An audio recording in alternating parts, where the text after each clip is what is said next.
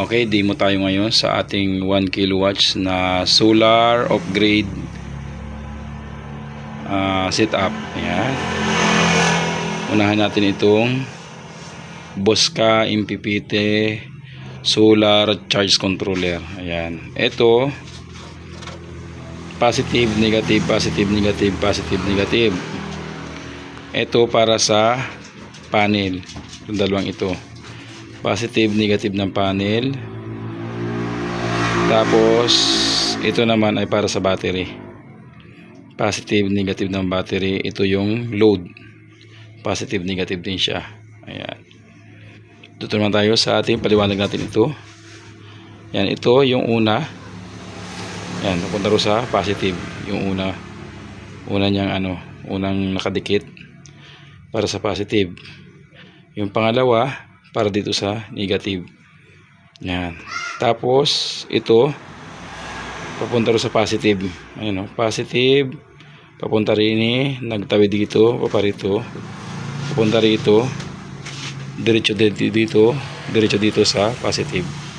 Para yan dito sa inverter. Tapos ito namang negative nito.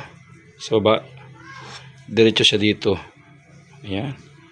Diretso dito sa load ng negative. Tapos dito naman tayo paliwanag natin dito. Ito para sa panel. Yan. Ito ay positive sa una, may kulay dilaw. Ito ay negative.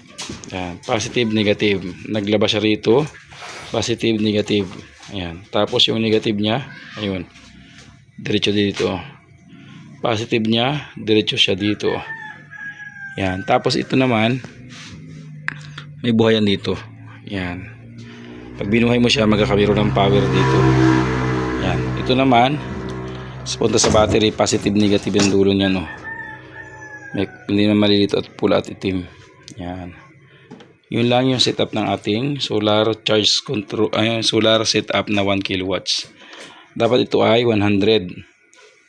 Kung 1 kilowatts. Kung siya naman ay 2 kilowatts, dapat ito ay 200. Ito kaya kasi nito ang ang 200 na battery.